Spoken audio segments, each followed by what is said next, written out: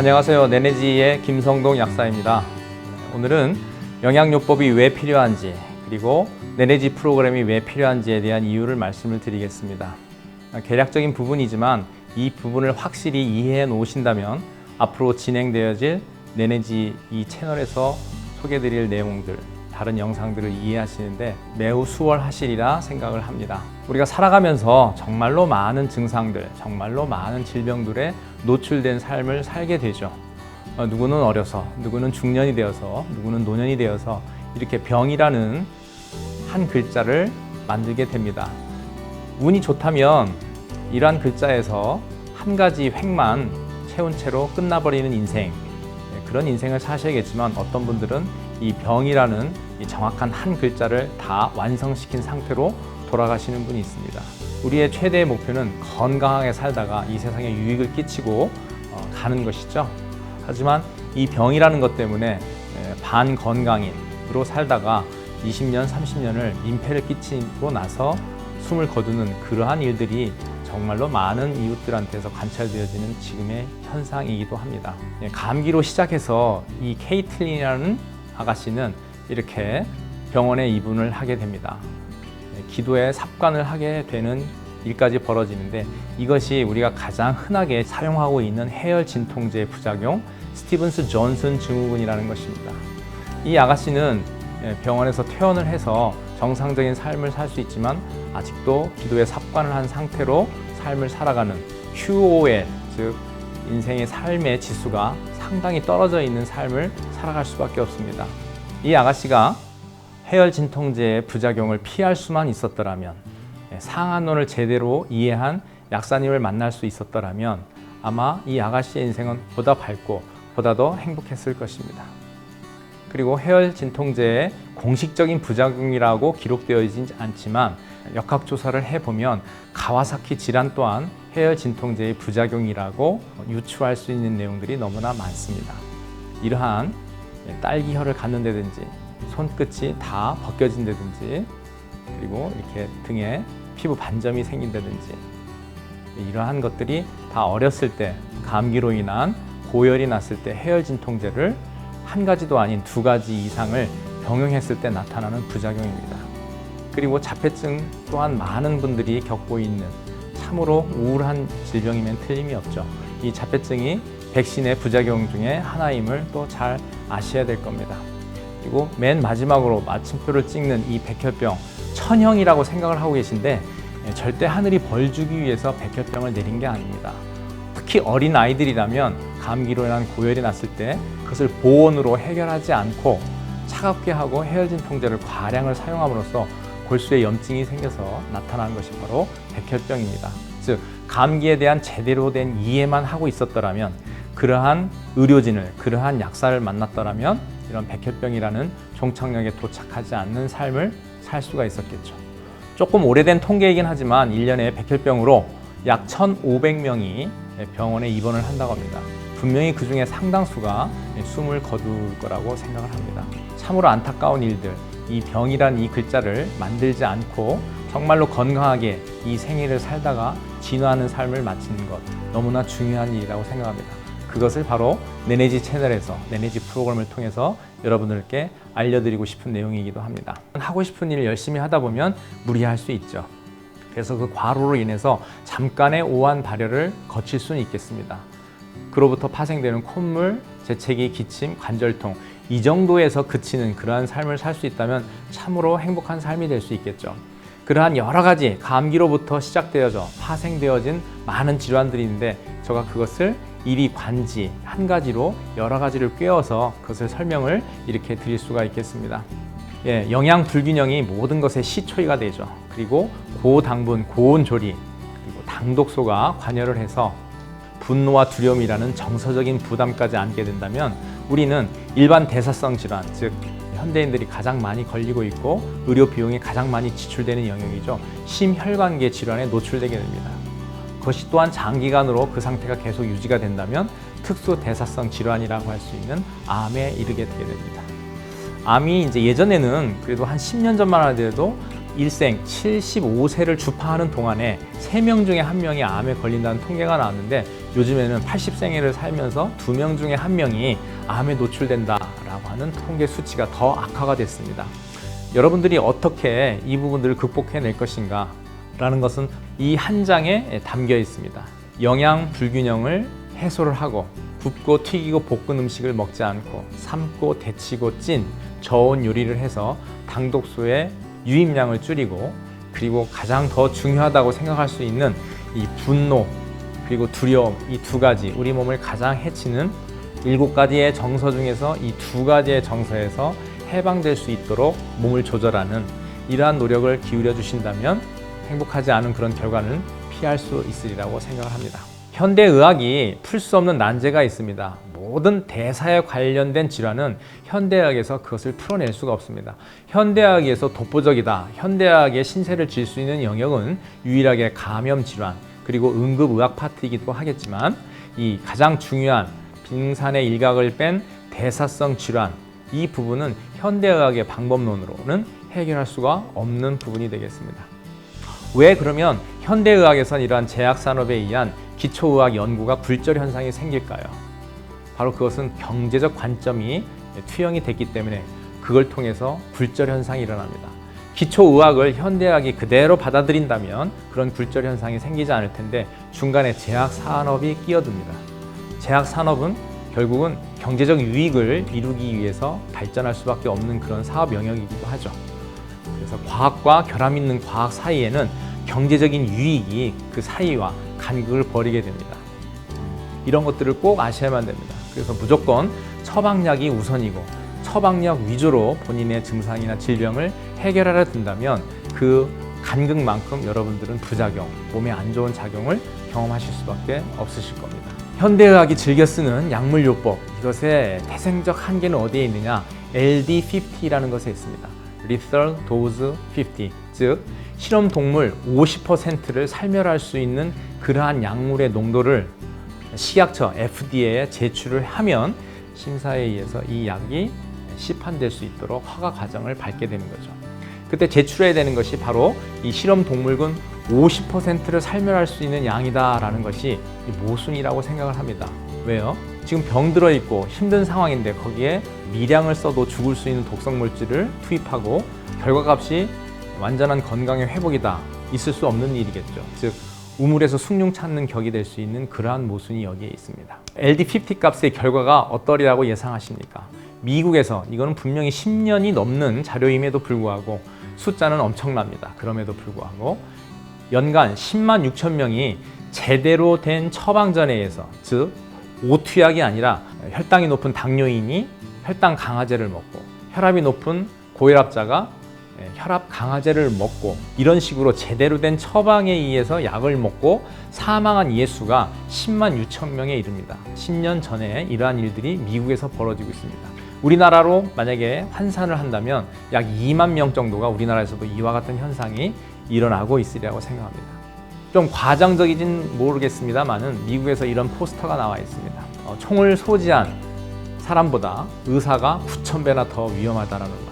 어떤 한 직능 분야를 모욕을 주기 위해서, 폄훼하기 위해서 이러한 자료를 보여드리는 것이 아니고 그들이 사용하는 약물이라는 그 수단이 얼마나 위험한지, 그리고 수술이라는 것이 우리한테 얼마나 위험한 일인지 그 부분을 다시 한번 강조드리고 싶어서 이 자료를 보여드리는 겁니다.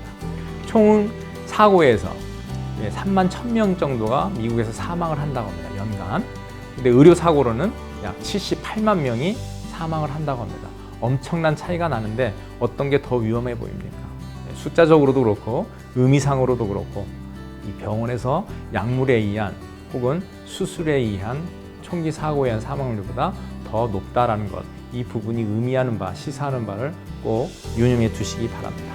우리나라 2011년도 자료인데요. 병원은 안전한 곳인가? 그렇지 못하다라는 거죠. 3만 명이 넘는 사람이 의료 안전사고로 사망을 하고 있습니다. 이 그림을 보시면 어떻습니까? 안전해 보이죠? 탄탄한 성처럼 보이지 않습니까? 그래서 저 케이블카에 탈 수 있을 거라고 생각합니다. 그런데 이 튼튼해 보이는 성의 하부 구조를 보고서도 저 케이블카를 탈 수 있다면 그 사람은 용감하든지 아니면 무모하든지 둘 중에 하나일 겁니다. 마치 약물 중심의 현대의학, 이것이 바로 저 케이블카라고 생각하시면 되겠습니다. 그래서 우리는 빨리 하루속히 영양소 중심의 환경의학으로 전환해야 됩니다. 지금까지는 증상 하나하나에 연연했었죠. 즉 잎사귀와 줄기를 잡고 있었다면 이제는 그 뿌리를 보셔야 됩니다. 그래서 약물요법은 리프 세라피, 즉 잎사귀만 보는, 줄기만 쳐다보는 그런 요법이다 라고 보시면, 영양요법은 뿌리를 캐는, 뿌리를 주안점을 두는, 뿌리를 해결하는 요법이다 이렇게 보시면 되겠습니다. 그래서 약물요법은 마치 시치푸스의 신화에서 따온 얘기인데, 시치푸스 이펙트처럼 그 증상을 좋게 하면 바로 다음날 또 원상태로 돌아가고, 예를 들자면 여러분들 중에서 누구라도 경험하실 수 있는 건데, 10년 동안 고혈압약이 됐던 당뇨약이 됐던 그것을 놓치지 않고 꾸준히 복용을 하다가 어느 날 소풍을 가야 돼서 흥분된 마음으로 하루 약을 빼먹고 버스에 올랐어요. 그때 그분의 혈압과 그분의 혈당은 어떻게 되어 있을까요? 10년 전보다 좋아져 있을까요? 분명히 그렇지 않을 겁니다. 10년 전보다 더 안 좋아했을 거예요. 어떤 일이든지 10년을 하루같이 계속 꾸준히 열심히 축적해 놓은 노력이 있었다면 그 결과값은 분명히 처음보다는 좋아야 됩니다. 그것이 공부가 되었든 아니면 돈을 버는 일이었든 정치가 되었든 그 무엇도 다 그럴 겁니다. 근데 유독 약물요법에 있어서만큼은 10년 전보다 더 안 좋아져 있어요. 그건 이런 변명을 댈 수도 있겠죠. 약물이 있었기 때문에 그나마 이 정도라고. 과연 그럴까요? 아닙니다. 제가 발견해낸 이론도 그렇고 저의 경험으로도 그렇고, 영양요법은 분명히 10년을 누적하면 처음보다 훨씬 더 좋은 몸의 상태를 유지할 수 있었던 것이죠. 이걸 바로 스노우볼 이펙트라고 합니다. 그것이 효과가 계속 누적되어져서 쌓이는 것이죠. 그래서 종국에는 완전 치유가 가능한 이러한 것이 바로 영양요법이 제공해 줄 수 있는 기회 요소다라고 이해하시기 바랍니다. 응급할 때는 약물요법을 하실 수 있겠지만 비응급 상태에서는 식이 영양요법을 통해서 완전 치유를 이룰 수 있다고 꼭 기억을 해 두시고요. 이 내내지 프로그램을 통해서 이러한 영양요법을 여러분들이 일상생활에서 적용을 해서 내 몸은 내가 지킬 수 있는 방법론을 터득할 수 있으리라고 생각을 합니다. 우리 몸 200종류의 조직이 있습니다. 우리 몸에는 그 200종류의 조직이 약 100쪽의 세포로 이루어져 있고, 어떤 이는 60쪽이라도 하고 또 어떤 이는 38쪽이라고 하는데, 어쨌든 너무나 많은 수, 우리가 생각하는 것보다 엄청난 많은 수의 세포가 우리 몸에 있는데, 그들이 요구하는 것은 딱 6가지입니다. 하나는 뉴트리션, 먹을 걸 달라라는 거죠. 클렌징, 먹고 났으니까 깨끗이 비워달라는 거죠. 그리고 레귤레이션, 이거는 면역세포들에 해당되는 거기도 하고, 호르몬이 하는 역할이기도 하고, 신경 전달이 하는 역할이기도 한데 조절해달라는 것이죠. 결국은 밸런싱에 관한 부분입니다. 리페어, 낮 동안에 열심히 사용하고 난 다음에 그 손상된 부위를 저녁에 치유가 저녁에 일어나게 되죠. 리페어를 원하고요. 그리고 레코그니션, 요즘 같은 코로나 바이러스 시절에는 이 레코그니션, 면역세포들이 정확하게 코로나 바이러스를 인지를 해서 그것을 살멸할 수 있는 그러한 작용, 그리고 디펜스, 이것도 면역이라는 부분에 해당되는 것이죠. 이렇게 우리 몸에 100조 개의 세포가 원하는 건 이 6가지입니다. 그런데 우리 몸을 위협하는 요소들을 왼편에 나열을 해봤는데요. 너무나 많은 요소들이 우리 몸을 위협하고 있죠. 인간이 만들어내는 수많은 화학 독성 성분들이 얼마나 많은 오염을 우리한테 끼치고 있습니까? 하지만 한편에서 이거를 방어해낼 수 있는 방어 수단은 구석기 시대나 신석기 시대나 지금이나 동일하고 똑같습니다. 그래서 우리의 시속게임은 아마도 공격인자로 치우쳐 있는 기울어진 시속게임을 계속해야만 되는 그러한 불운한 운명에 처해 있을지도 모릅니다. 하지만 열심히 클렌징을 하고 아까 말씀했던 6가지의 노력을 계속 기울여 준다면 우리는 2번의 그러한 시속게임도 가능한 삶을 살 수 있을 겁니다. 2번의 시속게임을 가능하게 해주는 것이 바로 이 내내지 채널이 하는 역할이고 몫이고 또 제공하는 기회가 되겠죠. 이 부분은 8가지의 핵심당, 글루코스는 너무나 흔하고 너무나 많이 유입되기 때문에 뺀 나머지 7가지가 우리 몸에서 핵심당으로 작용을 해서 세포와 세포 사이의 커뮤니케이션, 셀 투 셀 커뮤니케이션, 즉 세포와 세포 사이에 서로 대화를 해야 조정이 일어나겠죠. 그리고 면역세포와 병원균과의 서로의 교신을 통해서 면역세포들이 악운이 적군인지 구별해낼 수 있는 이런 다양한 우리 몸에서의 정보 전달 체계를 가능케 하는 것이 바로 핵심당. 근데 이 핵심당이 어디에서 나오느냐? 바로 채소에서 나옵니다.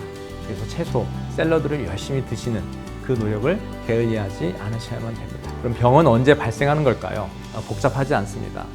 있어야 할 것이 없을 때, 없어야 할 것이 반대로 있을 때, 이 두 가지의 경우가 바로 병이 발생하는 경우입니다. 그 어떠한 경우도 이 두 가지를 벗어나지 않습니다. 있어야 될 것이 없을 때, 이것이 바로 뉴트리션에 해당되는 것이고, 없어야 할 것이 있을 때 많은 회사들이 강조하고 있죠. 디톡시피케이션, 즉 해독에 관한 부분이죠. 이 두 가지가 우리 몸에서 동시에 이루어져야 됩니다. 이것을 제가 뉴트리 디톡스라고 이름 지었습니다.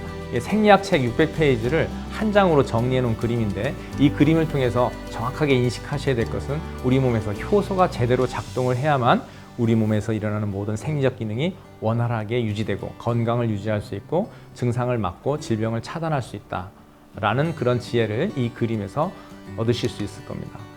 누구나 다 아시는 탄수화물, 지방, 단백질을 주 원료로 해서 비타민, 미네랄, 항산화제, 파이토케미칼, 그리고 모체 필수 지방산, 당, 영양소, 이것이 효소에 공급되어졌을 때 우리 몸에서는 이화작용과 동화작용이 원활하게 일어나게 되겠죠.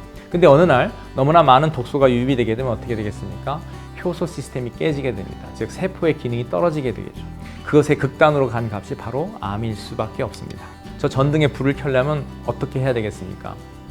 스위치가 하나, 둘, 셋, 넷, 5개가 있는데 맨 마지막 5번째 있는 스위치가 온 상태가 아닌 오프 상태에 있기 때문에 저 전구에는 불이 들어오지 않습니다. 그러면 저 불을 한번 켜볼까요? 1번, 누구나 다 아시는 탄지단. 2번, 비타민, 미네랄. 그리고 처음 들어보신 분도 많으시겠는데 모체 필수 지방산. 이거는 앞으로 제 채널에서 자세히 다루도록 하겠습니다. 그리고 파이토케미칼. 마지막이 바로 당, 영양소, 그리고 당독소 제거. 이것을 꼭 전제해야만 저 전구에 불이 들어오게 합니다. 이 중에서도 어느 하나가 빠져버린다면, 어느 스위치가 오프 상태가 된다면 건강이라는 저 전구의 불을 밝힐 수가 없게 되는 것이죠. 너무나 중요한 그림입니다. 자, 테니스 채를 연상하는 채 2가지가 나와 있습니다. 우리가 이제 영양제를 많이들 좋아하시죠. 그래서 영양제 시장이 아주 급속도로 커 나가고 있는데 약물을 복용하는 것보다는 안전하고 큰 문제는 없겠습니다만, 우리가 한 가지 착각하고 있는 것은 영양제 한두 가지만 잘 챙겨 먹으면 나는 건강할 거야, 질병을 막을 수 있을 거야 라고 생각하실 때 분명한 착각입니다. 저렇게 채가 얼기설기되어 있다면 그 채 위에 앉아 있는 것들이 다 빠져나갈 확률이 높겠죠. 근데 오른쪽 채를 보시게 되면 채가 촘촘하죠. 즉 영양소가 많이 들어있는 홀푸드, 식물의 정체를 다 먹는 그러한 식이요법을 동시에 진행해 주셔야만이 제대로 된 영양 식이요법의 효과를 거둘 수가 있게 되는 것입니다. 나중에 내내지 주스를 만드는 법을 소상히 소개해 드리도록 하겠습니다. 자, 이제는 그동안 묶여 있었던 쾌쾌묵은 패러다임을 전환해야 할 때입니다. 생로병사, 부처님께서 터득하셨죠. 인생은 생로병사 4가지 과정을 거쳐서 죽게 된다. 과연 그래야만 될까요? 아니면 꼭 그럴 수밖에 없나요? 그렇지 않습니다. 이론으로도 그렇고 실제로 그렇고 우리는 생로사 3스텝을 밟고 생을 마감할 수도 있습니다. 아까 말씀드렸던 주의할 것만 지킨다면 생로사가 가능한 삶이 된다라는 것이죠. 1968년 10월 20일 멕시코 시티에서 올림픽 경기가 열렸습니다. 근데 왜 이 사진이 그 올림픽 경기 중에서 한 가지 제가 픽을 하게 됐느냐? 바로 이 포스베리라고 하는 높이뛰기 선수가 제일 처음으로 전 세계인에 처음으로 노출됐던 이 장면 때문에 그렇습니다. 이거를 후세인들은 포스베리의 배면뛰기라고 합니다. 배면뛰기, 즉 허리 부분, 등 부분을 바의 위로 타고 올라가서 높이뛰기를 하는 거죠. 그럼 그전에는 어떻게 뛰었을까요? 복면뛰기, 도움닫기를 해서 뛴 다음에 철봉을 가슴으로 안고서 뛰는 그런 복면뛰기를 했습니다. 근데 결과는 어땠을까요? 그런 복면뛰기가 정상이라고 생각했던 선수들보다 이 선수가 아마 제 기억으로는 6cm 이상을 더 높이 뛰기를 해서 세계 기록 경신을 한 거로 기억하고 있습니다. 건강에 있어서도 지금까지의 의학 이론, 지금까지 영양학 이론이 복면뛰기였다면 내내지 프로그램, 내내지 채널에서 소개하는 내내지 이론은 분명히 포스베리의 배면뛰기 형식이 될 것입니다. 후에서의 건강 정의를 본다면 제가 말씀드린 지금까지의 내용들이 허구가 아니라 실제구나라는 내용들을 분명히 확인하실 수 있을 거예요. 세계보건기구에서 이렇게 얘기했습니다. 건강이란 질병이 없거나 단순히 허약하지 않은 것, 그 정도 수준의 것이 아니고 신체적으로든 정신적으로든 그리고 사회적, 또 욕심을 좀 내셨겠지만 바로 영혼적으로도 완전히 안녕한 상태에 놓여 있는 것, 이걸 후에서 건강정의로 냈어요. 물론 중간에 이제 영혼적 안녕이라는 말은 빠졌지만 어쨌건 신체적, 정신적, 사회적으로 그것도 그냥 안녕이 아닌 완전히 안녕한 상태에 놓여 있는 것을 후에서 건강 정의로 세웠다면 이것이 현실 세계에서 얼마든지 가능한 이야기이기 때문에 건강 정의로 내렸을 겁니다. 근데 우리의 현실은 어떨까요? 사회적으로 안녕하시나요? 정신적으로요? 저도 힘든 시간을 많이 보냈었습니다만 신체적으로 다 세 가지 모두가 어렵습니다. 하지만 할 수 있다라고 건강 정의를 내린 만큼 우리는 할 수 있는 방법을 찾아야 되겠죠. 바로 내내지 프로그램이 그런 할 수 있는 방법을 소상히 전달해드리는 유통 채널이 될 것입니다. 제가 그동안의 이론과 약국 임상의 경험을 축적을 해서 여러 가지 책을 쓴 바가 있습니다. 그 첫 번째 작품이 감기에서 백현뼈까지의 비밀, 두 번째가 백컷 다이어트, 세 번째는 번역 감수한 책인데 암의 비밀을 밝히다, 앓은 앓니다, 그리고 아토피 건선 99% 치료법, 그리고 맨 마지막으로 감기 몸살 30분 요격법이 있습니다. 이거를 다 읽기는 힘드실 겁니다. 물론 독자분 중에 어떤 분은 일반인임에도 불구하고 저 책을 다 읽었고 어떤 책은 3번 이상을 읽고 밑줄 치고 외우기까지 했었다. 심지어는 10번을 읽었다고 하는 분도 제가 만나 뵀었습니다. 이 책을 통해서도 여러분들이 소상히 자연치유법을 내내지의 프로그램을 이해하실 수 있겠지만 유튜브 채널을 통해서 보고 듣고 이해하시는 것이 혹은 공감하시는 것이 훨씬 더 쉬운 첩경이 되리라 생각을 합니다. 제가 20여 년 약국 임상을 통해서 여러 가지의 치유의 관문을 넘었었습니다. 처음에는 감기도 힘들었었죠. 그리고 고혈압 당뇨 치료도 쉽지 않았었죠. 그리고 관절염도 어떤 때는 쉽지 않았었던 적이 있습니다. 그것의 고비고비를 다 넘겼고 최근에는 암 환자 혹은 백혈병 환자들을 치유를 도와주면서 느낀 것은 무엇이냐면 현대의학, 약물의학 혹은 영양의학이 쌓아놓았던 그 많은 이론과 많은 경험들이 다 사실이고 온전한 근거에 의해서 만들어진 것이 아니다라는 것을 제가 임상을 통해서 확인할 수 있었습니다. 물론 저만의 임상이라고 할 수 있겠지만 그래도 적지 않은 시간을 누적해 놓은 것이기 때문에 거기서 나오는 참값은 여러분들한테 많은 의미점을 줄 거라고 생각을 합니다. 이것을 통해서 저는 그동안에 쌓아놓았던 것들을 하나씩 하나씩 열어서 자연치유의 문을 그동안 닫혀있던 것들을 열었다라고 생각을 합니다. 내추럴 힐링 게이트를 여러분들도 저와 같이 호흡을 하면서 하나씩 열어 나가시기 바랍니다.